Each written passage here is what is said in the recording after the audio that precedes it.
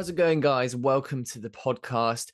I know you've been hearing YouTubers, podcasters, and all these Instagram people telling you for years to follow and subscribe and pay to their Patreon and all these different things for years now. But I just want to say that a simple subscribe, which takes maybe 3 to 5 seconds max, does genuinely make a monster-sized difference to us creators. For someone like me, it's just more ammo to pitch into an email to send to these people and their teams to help them come on the show and provide value to them. So honestly, just a little subscribe makes a monster difference and it really, really helps out. So if you do enjoy the episode today, please don't forget to hit the subscribe button. It makes a massive difference. I'm not going to take up any more of your time. Enjoy the episode. Let's get going. How's it going, guys? Welcome to episode 120 of Talk4, the quickfire podcast, where we ask 4 great questions to unique and interesting people. Behind the mic today is your host, Louis Skupien. That's me. Let me introduce our special guest for today, David Cenciotti. Hope I got it right. Who's going to be answering some questions today. So, David, how you doing today? Welcome to the show, man. Thank you very much. I'm doing fine. Nice to meet you. Good to meet you too. And yeah, it's good having a catch up with you. And we've been trying to make this one happen for a little while, so I'm glad we finally got to sit down and managed to connect to very busy schedules, which is always a challenging thing for people like us. But quick introduction then. So obviously you do some fantastic stuff and I'm very familiar with it, but anyone listening in who doesn't quite know what it is you do so far, 30 to kind of 60 seconds elevator pitch. You just gone up to the bar and you've just met someone and you shake hands and, hey, this is what I do, this is my day job. Just tell us a little bit about you, what do you get up to, and just kind of a little intro snapshot into what your day-to-day job is. Yeah, sure. So my name is, you spelled it right. It's not easy for an English speaker. My name is David Cenciotti. So it's perfectly spelled. I'm a journalist and I edit the Aviationist, a website that is quite popular all around the world. It has been launched in 2012, even though I started blogging back in 26, in the early 20s, let's say. I'm a journalist. I cover military aviation. I have a background as a private pilot. I'm a background in the Italian Air Force. Nice. As a second lieutenant. Basically, we cover all the news around military aviation, and but also defense, intelligence, cybersecurity, and whatever is of interest. Yeah, I follow, and there's a lot of stuff to be reporting on nowadays with everything that's going on. So there's been lots of good articles. I read some of them yesterday, and your write-ups and your journalism is fantastic. So really well done to you. Thank you. Well, what we tend to do on the show really is kind of look a little bit into backstories of people then. So let's unpack a bit of that career. That would be fantastic. So kind of where'd you come from? How did aviation get into your life in the first place? Was that a youth thing? Was it a family thing? And how did all of it kind of lead to doing what you're doing now then? Yeah, let's start that it's not a family thing. I was basically born with an innate passion for aviation. I remember being attracted by anything flying since I was a child. I was born in 1975 in Rome, Italy. I think that the accent more or less tells that I am not a mother tongue English speaker. I can say that I'm from the so-called Top Gun generation. In 1986, I was in a theater watching Tom Cruise as Maverick in the original Top Gun movie, and I was, let's say, heavily influenced by the story. I already had the passion for aviation, but that movie had a significant impact on me, fueling my passion and inspiring me pursuing a career in aviation. So I've started aeronautics in high school. And I got a private pilot license even before getting a driving license.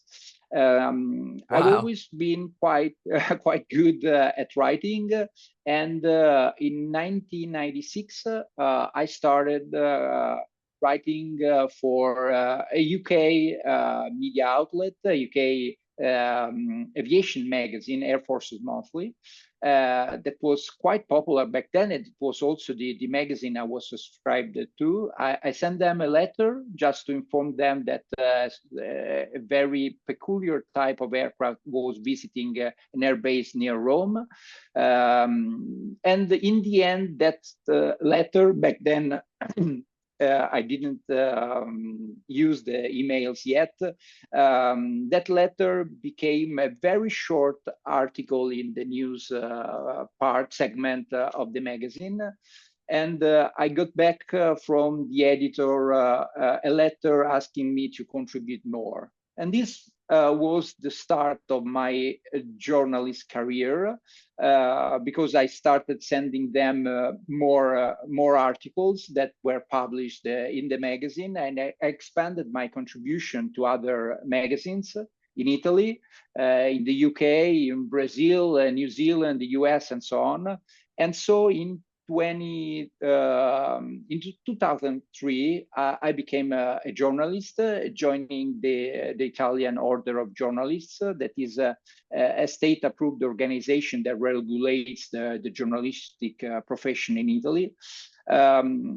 In 2006, I launched my blog to combine my background, because in the university I've studied computer engineering. And so I combined my passion for aviation, my background as a private pilot, and everything all together with my passion for writing. And so leveraging my, let's say, IT skills, I built a website. I designed everything. I managed the content. I put all the photographs that I did visiting bases and so on, and also managed the security part against potential cyber threats of the blog. The blog was initially just a way for me to publish something that did not make into a standard article that I published in an aviation magazine. I mean, usually when you write an article for an aviation magazine, it can cover 4, 6, or 8 pages with 10 photographs. But I had 1,000 images to publish and more stories to tell. So I decided to open the blog and to start putting something that had not made into what had been printed in the magazines. And I saw that it got the attention of quite a few readers. Initially, I published an article every now and then. And as the audience grew, I started to be more consistent. I started to publish daily updates. And so this is where the Aviationist, let's say, started. In 2011, the blog became really famous all around the world, because I was probably the first to publish an article about the stealth helicopter involved in the Osama bin Laden raid. And I immediately, thanks also to the contribution of many readers who sent me images, who highlighted things that were appearing on other media or on social media, I published an article about this stealth helicopter, the Stealth Black Hawk. And I was also probably the very first to publish a rendering, that's a fictional, let's say, artwork. I was helped by an artist to design it. And this immediately was captured the attention of all the media all around the world, from CNN to the Dutch state TV, to the Italian TV, and so on. So that render, that was quite, it was probably just a little more than a sketch, became more or less the de facto standard for describing, for depicting the stealth Black Hawk. And this gave the blog some significant popularity. And from that point, probably the Aviationist started becoming something different. So I started then publishing also.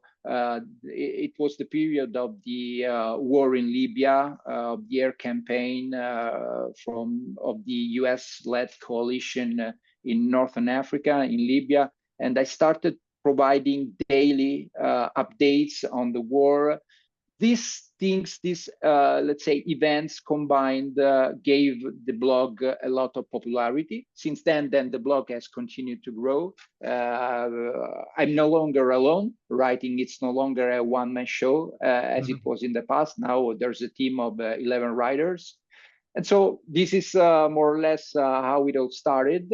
I didn't mention, even though I told you this during the intro, that in 1998, I joined the Italian Air Force, the Aeronautica Militare, as a second lieutenant, and I served with the Italian Air Force for 3 years.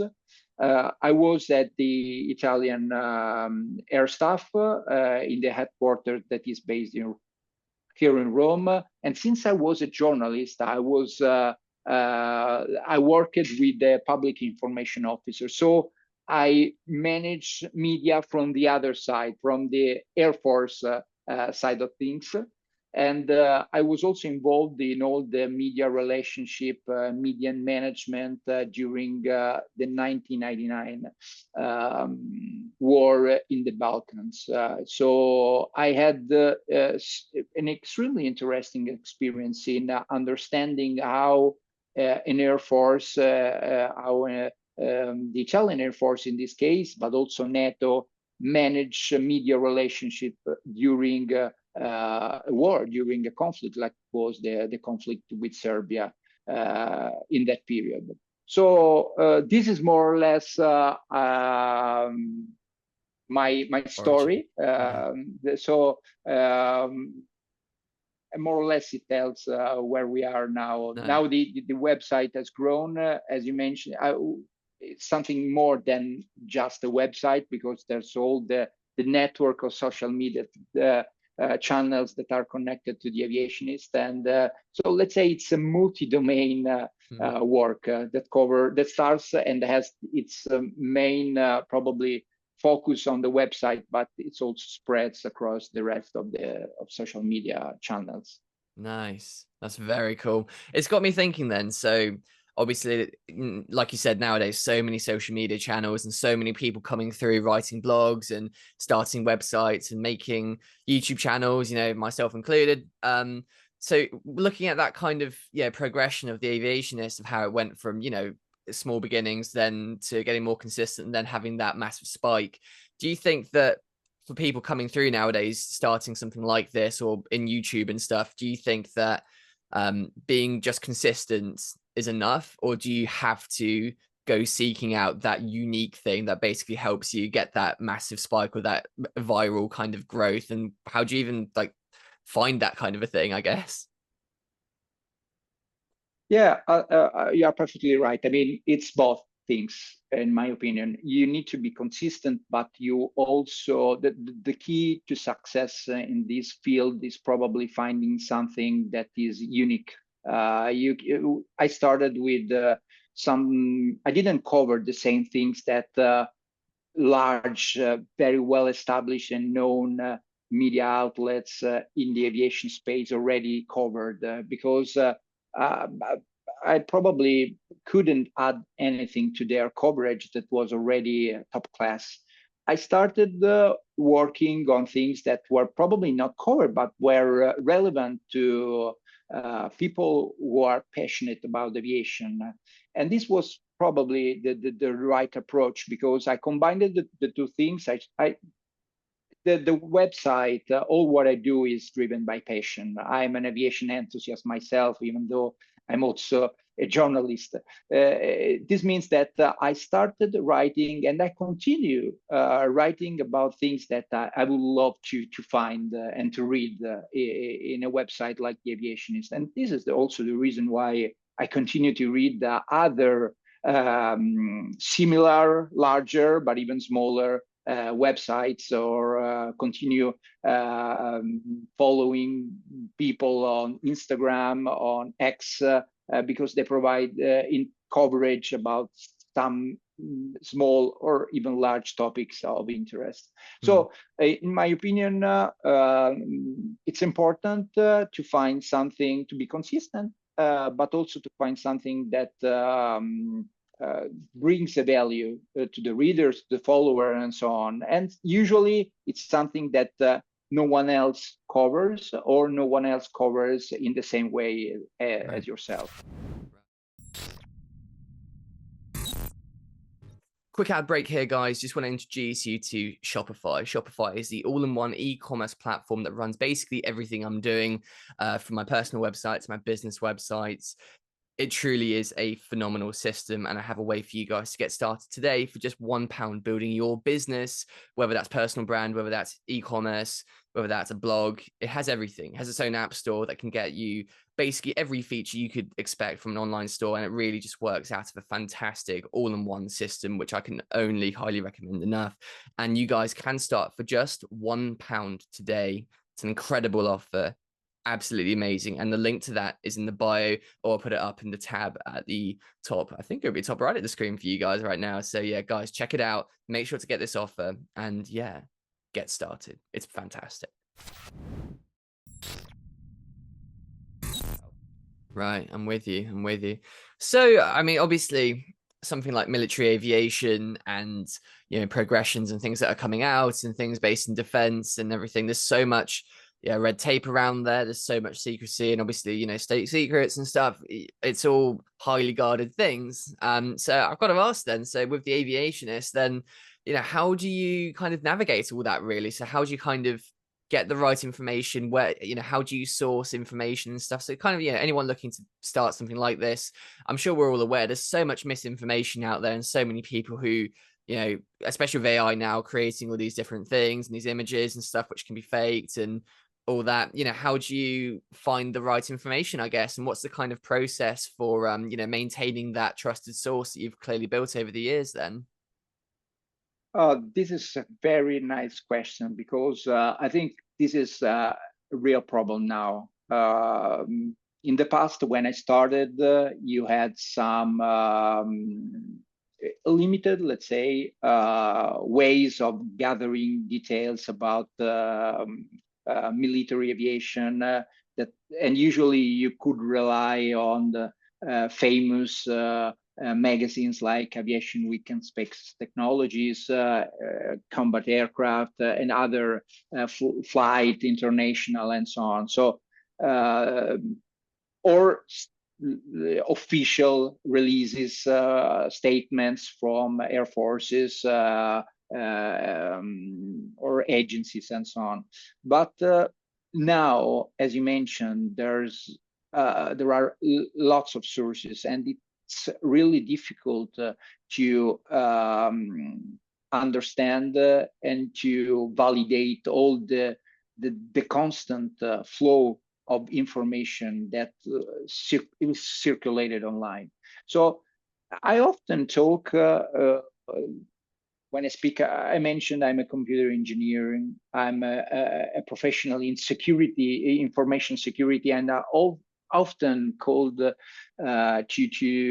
have speeches and to talk about cybersecurity. And there's a concept that is important now. It's relevant and resonates in cybersecurity, that it's important to apply also to the world of general, let's say, information. And this is the so-called zero trust. The zero trust approach that we hear about every day in cybersecurity should apply also to the other spheres of life, including the information one. I mean, what does a zero approach means? It means that you cannot trust anyone, even though you have already in the past that same source was an authoritative source, and it provided correct and fact-checked information. In the first instance, you cannot rely. You have to validate it again and again and again before publishing, before you cannot assume anything is correct, anything is true, unless you have validated it. This is probably a modus operandi that is important to take into account when you receive news about something that has happened. You first have to start believing that that is not true just because it was said by someone you trust. Obviously, it's important to build a network of trusted resources, but it's also important to validate them all each time, because it may happen that even a trusted source can be, for several reasons, can start disseminate fake news. It has happened. It has happened also in the recent past, when some media outlets were deceived into believing something that wasn't true. There's a lot of AI, and so there are videos that are almost identical to the real life stuff that is developed or crafted using flight simulation stuff and so on. So it's extremely difficult to verify these things, but it needs to be done. Otherwise, there's the risk to become a way to, let's say, to propagate and to spread fake news. This is something that, in my opinion, should be always taken into consideration when approaching this world, especially in this period with the war in Ukraine and a lot of disinformation around the conflict from both sides. So just because something comes from one side that you consider reliable, it doesn't mean you should not verify it again. You need to, this includes national media, a cross-check of the news, using official source, unofficial source, using technological tools. It's important, it's paramount. Otherwise, you lose credibility, and you can also be a tool to spread fake stuff or fake news. And this is one of the risks that we face nowadays, because everyone is subject to this kind of threat, the threat of spreading fake news just because you haven't verified correctly, or you weren't able to understand that that specific piece of information or that video was not real, or was not correct, or was inaccurate. This is something that we face more or less every day. So zero trust. Don't trust anything just because it's official, or just because it's a reliable, usually reliable media, because it may be may have mistakenly published a story, and so you need to verify it each time. Absolutely. Yeah, totally agree with that. 100%.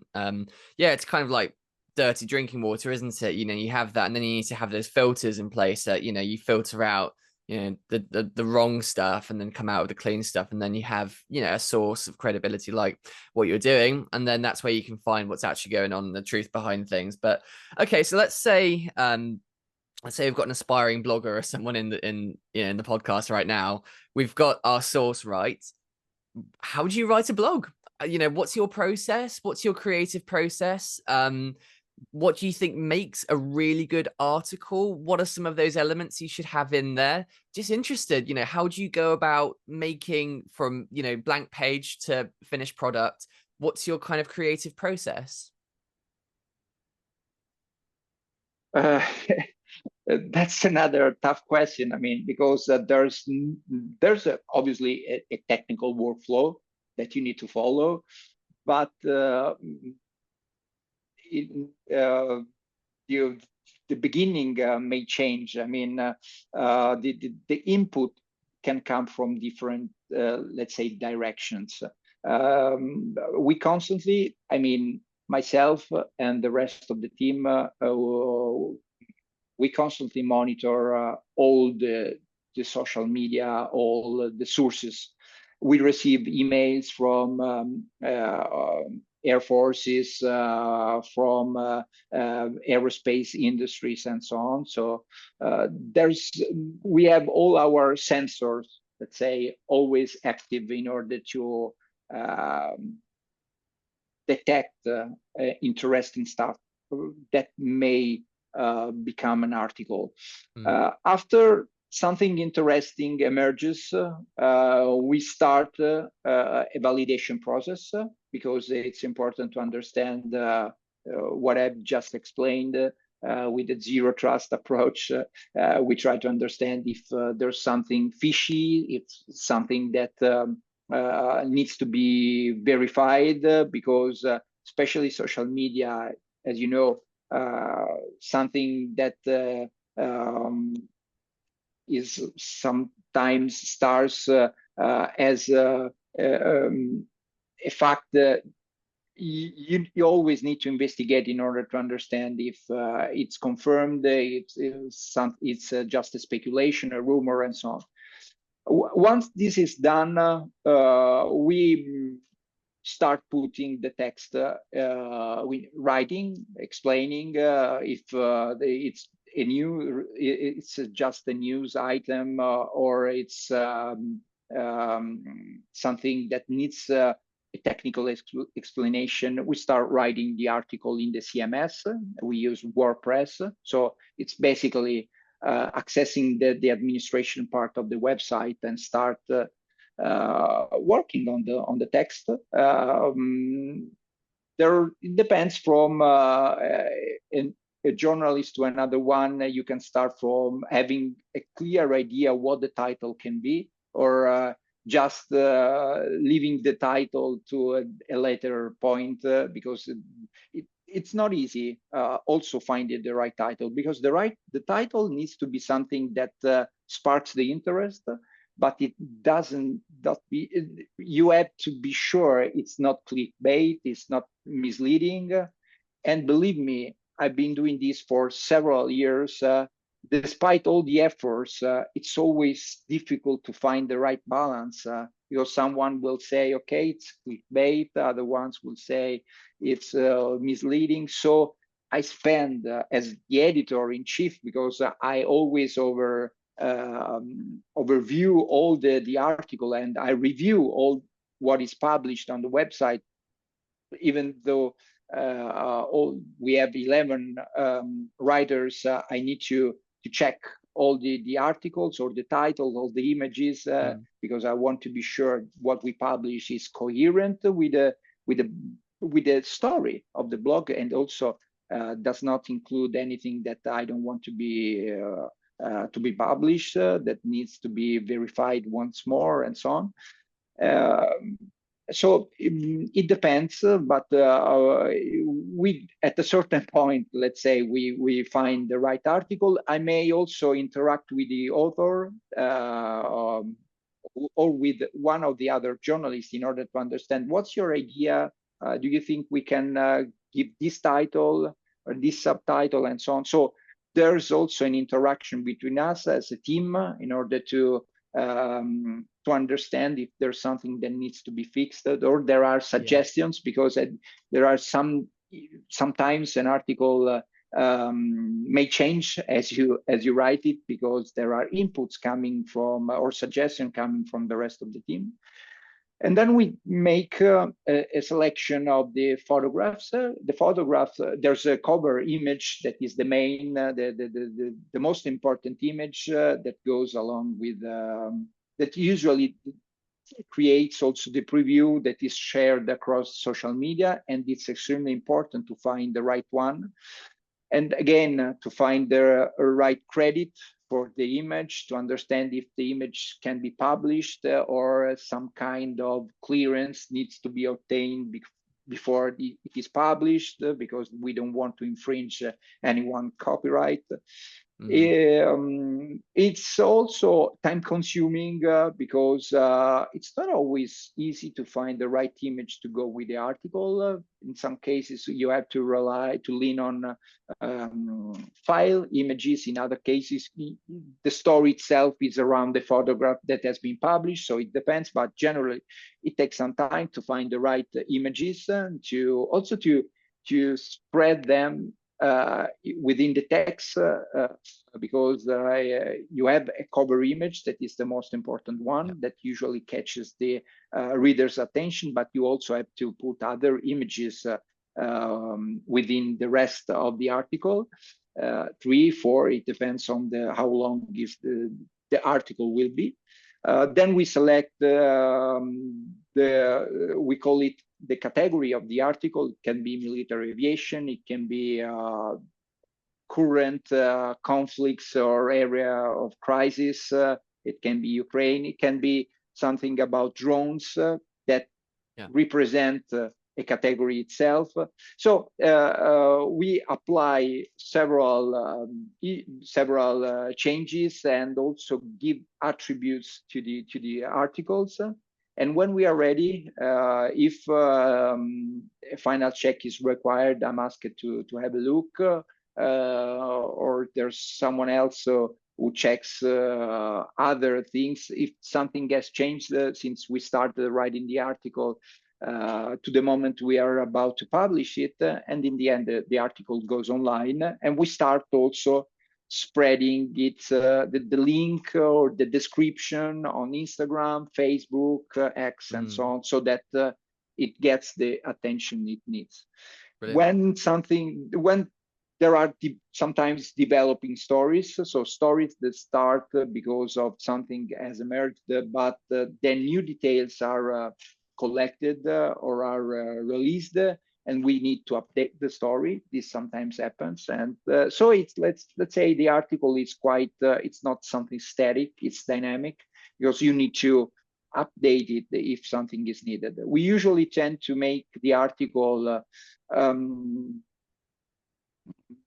let's say not only text based. There's a lot of embedded things, embedded X posts, and Facebook stories, Instagram stories and posts, YouTube videos, because now an article on a website needs to be something, let's say, interactive. You need to provide more than just images and text.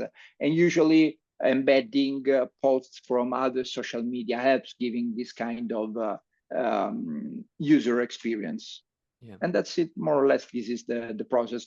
As I mentioned, in some cases, it's an image. So you need to start from the image to write a story, because an interesting thing has been released, or if an aviation spotter sent us an email to highlight something that he captured. Or on the other side, sometimes you start from the story because or because the US Air Force has released that they have tested something at Edwards, and you need to find the right images. So but more or less the process is the one that I've just described. That's great. Thank you. Guys, just to let you know, Talk4 Podcast is on Patreon, and it also has a Spotify subscription too. So guys, if you are really enjoying the show and you enjoy all the past episodes too, and you just want to pitch in just a tiny amount every month, even just a couple of pounds a month or something, to support the show, help me get better guests on, and keep upgrading and upgrading what we're doing here, please do consider heading over there and just giving me some support. It means a massive amount. Guys, back to the episode now. Enjoy. That's great. Thank you so much. It's a really interesting look into that world. It's very, very cool. And I got to ask actually before we move on to the next question then. So a little while ago, I'm sure you would have done an article on this, but a little while ago I started something called Talk4X, which is kind of like a current news reporting thing where if something urgent comes out, I'll bring on one of my past podcast guests to talk about the subject and discuss it. And it was a few months ago now when a couple of Russian Su-27s, they took a couple of pot shots basically at one of our RAF rivet joints, and it was over I think it was over the Black Sea, and I think the whole story was just so crazy. And I spoke to a former Top Gun graduate called Matthew Wiz Buckley, and we couldn't figure out what happened there really. It sounded like one of the missiles missed, the other one fell off the wing, and it was some miscommunication from the ground. And we left that chat thinking, what the hell just happened? It sounds like World War III nearly started. So I don't know if you remember that, but did we ever figure out what really happened there? That what did we get any further information off that story? I'm curious. Well, what is known is that probably is more or less the same that you have already discussed. In that case, one of the Russian pilot, what we know from, let's say, NATO and RAF side is that most probably one of the Russian pilots misjudged one of the radio communication that was coming from one of the Russian air defense radars. And so he thought that he was cleared to fire a missile. Fortunately, that missile misfired, and so the pilot did not shoot down the RAF rivet joint. It's more or less crazy. I believe that that incident would have caused, this would have been a serious risk to escalate the conflict to be something much more serious than it already is now. I believe that that incident may have also led to a change in the rules of engagement on the Russian side, because something like that should not happen. And I believe that neither the Russian side nor obviously the NATO side want the war to escalate in such a way by downing a spy plane over the Black Sea. We have seen that last year a drone was downed by an Su-27. The fuel dump. Yes, the fuel dump that ended with Su-27 hitting or coming too close to a Reaper that went down and then crashed into the Black Sea. But that is, the drone is unmanned. There's no air crew. It's a completely different story in case of a rivet joint with several crew members. And so we don't know exactly what happened based on the intercepted radio comms. The idea is that there was some mistakes done for sure, and there was the pilot did not correctly understand what their air defense radar was saying, and in the end he fired, but that was not the command he was given. So let's hope that something has changed so that similar things do not happen in the future. But I think other than this, if you remember, also the final story has not emerged. In the beginning, it was just said that a Russian aircraft had lost, for some reason, a missile not far from British rivet joint. Then the full story was disclosed later on, several months later. So, but other than that, as far as I recall, nothing, as far as I remember, nothing else has emerged. So Okay. this is more or less what we know about that incident. Yeah, I was just curious because I never heard anything else about it. It just sounds like they just kind of brushed it under the carpet and moved along a bit. So yeah, I was wondering, but it sounds like they stuck to that narrative, so that's absolutely fine. But in terms of you've been doing this for years, then the whole reporting thing, journalism around this and stuff. So you've obviously seen the whole landscape, everything that's coming out, jet wise and technology and AI and everything. It's all coming out, and you've seen that from early days into where we are now and stuff. So got to ask then, what kind of trends and developments are you finding most exciting or concerning at the moment? Where do you think we're at? Where do you think it's heading? Well, when I started, my interest in aviation started as I was a child.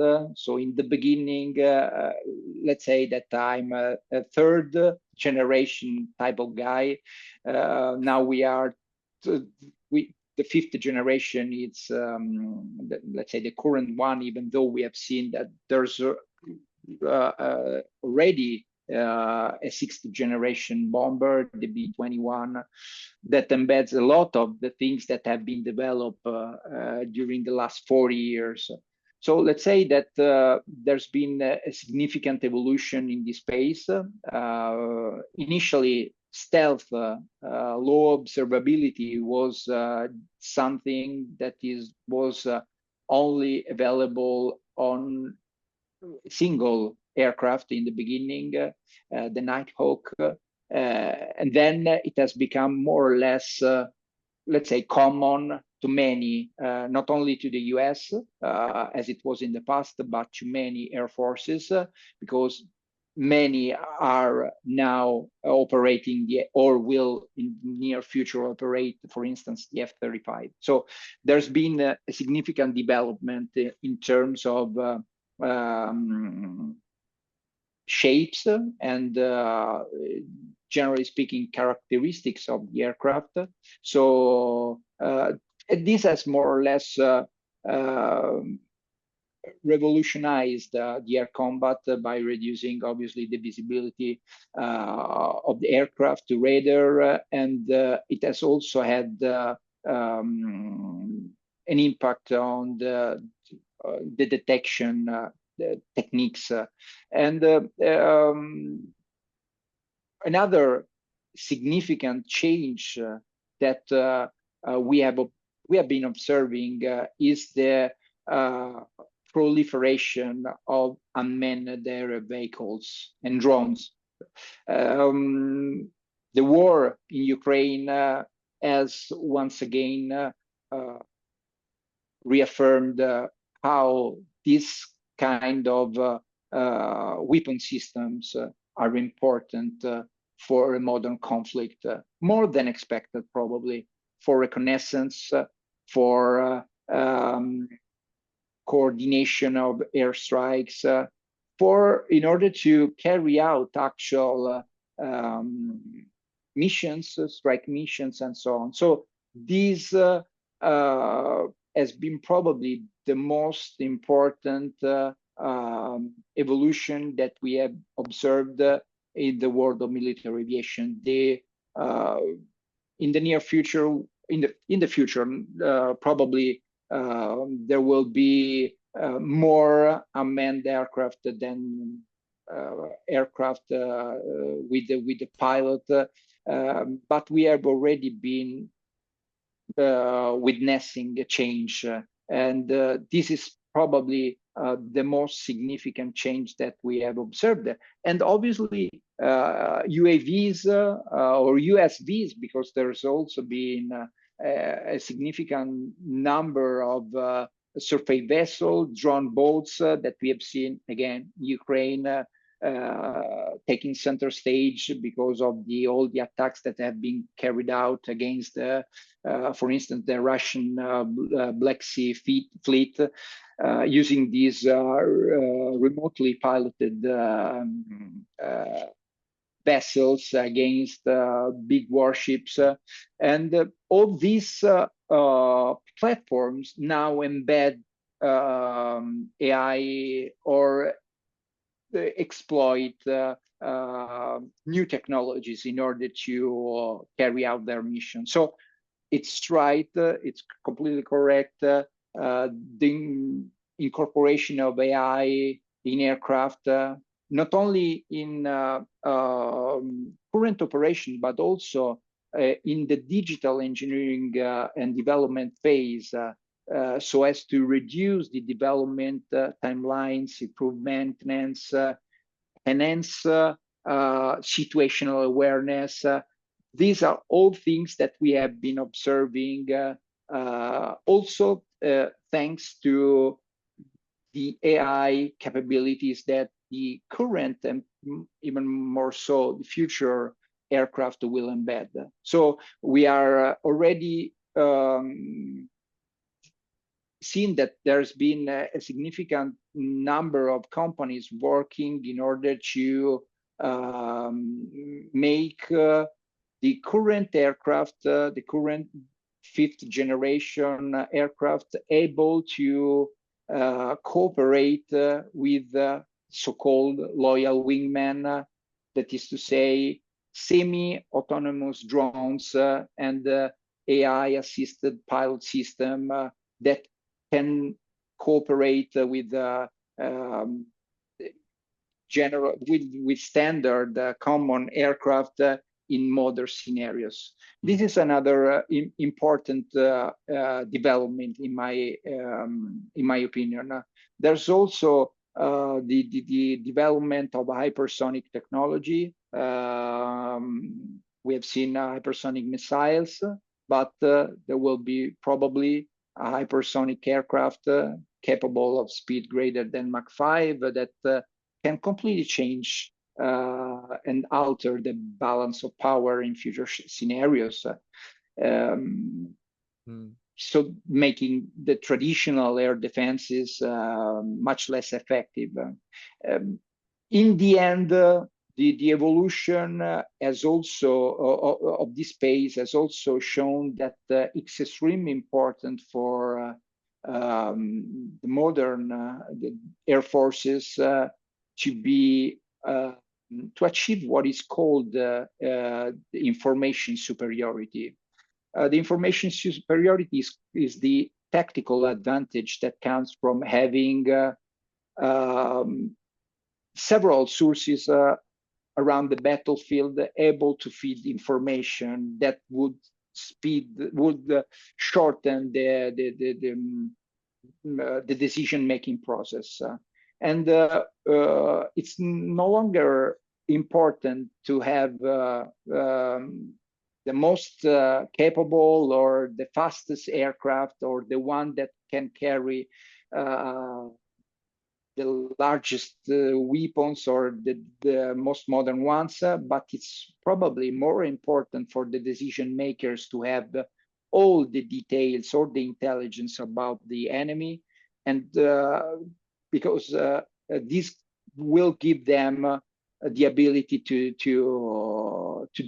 take the right decisions. So information superiority that is obtained through ISR, ELINT, SIGINT aircraft that can provide real-time data. It's probably another thing that has changed a lot. In the past, there was there weren't aircraft able to collect some kind of information about the electronic signals coming from an enemy system, and there was not even the capability to correlate this information and provide a consistent view of the battle space who was available. So this is another this is also the reason why aircraft today need to be networked together. There's a much more focus on the network-centric capabilities, on data links and so on, because it's important to share this information and to build up this consolidated view of this battle space and achieve the so-called information superiority.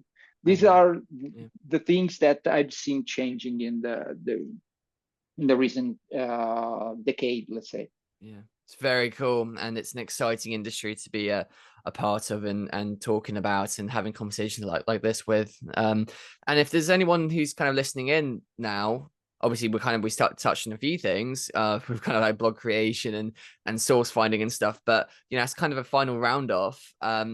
Any kind of personal advice and tips, or don't do this kind of things that you've experienced along your journey for aspiring journalists who are interested in covering military aviation or defense topics?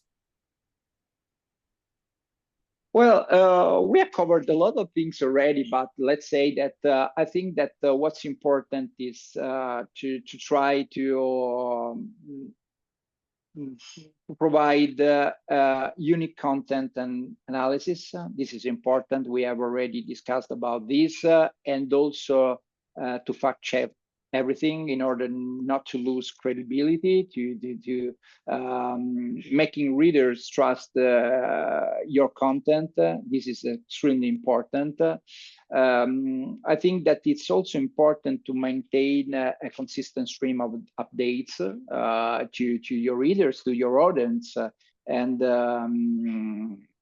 obviously to engage across with a multimedia, let's say, and social media presence. This is also important because, as we have already discussed, high resolution images, videos, infographics, social media posts enhance articles and also obviously attract a visually driven audience. So it's important, and you can do that. You can achieve that by having a strong social media presence, because you can reach a broader audience. You can engage with readers, because I have not mentioned this enough, and this is probably something that it's extremely important, is that previously we said that we can start from a photograph. A new article can start because someone emailed us a report or something that they have seen on social media. The community is extremely important. The engagement of the readers, of the audience, of the followers, it's important because they are involved. They are part of the success because they can feed the Aviationist, your site, with a lot of interesting things that obviously needs to be again qualified, verified, and so on. But in most cases, it's the input that comes from people who listen to a podcast, to follow you on Instagram or X, that provide some interesting tips about things that they have seen that you may have missed. So I think that keeping the engagement and having a good feedback and a constant flow of comments and social media interaction is extremely important to build a sense of community, but also to feed to continuously feed with interesting things the writers who then translate those tips into an article that is published. So and obviously this is important not only in our space but in every space that around journalism, is that you need to maintain an independent voice. This is crucial for your credibility.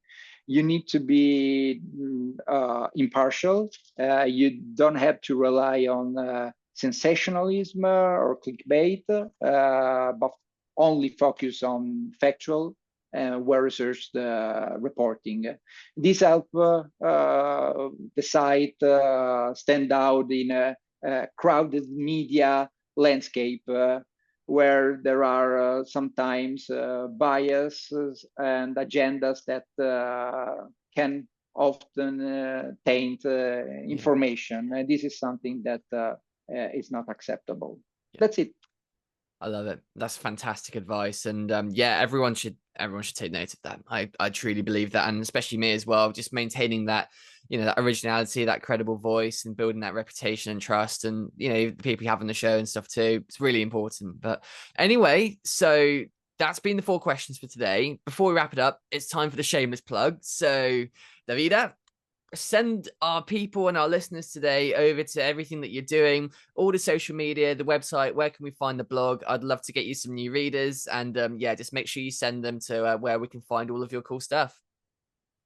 Well, I think that they can start from the website. If they type theaviationist.com, they start from the website. Over there, they will find the links to all our social media channels. You can look for The Aviationist on Instagram, where we initially met. They can find The Aviationist in X, on Facebook, on Telegram, on LinkedIn. We have several channels. So I would start from a website, but in order to get all the content, they need to follow us across all the social media, because we post different things across them, because every social media has their own dynamics, their own rules. So in order to get the overall view, I think that following us across all the social media and read all the stories that we publish, all the articles that we publish on the site, it's important to be up to date to what happens in the world of aviation. Yeah, absolutely. Great stuff. Well, Davida, thank you so much for joining me today for the Talk4 podcast. Honestly, it's been an absolute pleasure having you on, and I'm so glad we finally managed to make this happen. It's been just great. Thank you. It was my pleasure. Thank you very much for the great questions. I got some interviews, but I love the question that you asked me, because they provided me a good opportunity to tell about something that is sometimes taken for granted or not explicitly said, but it's important in my opinion, also to inspire others doing what we do. So thank you very much indeed. It was my pleasure. You're very welcome, and it was my pleasure too. It was fantastic. And thank you guys for listening. This has been episode 120.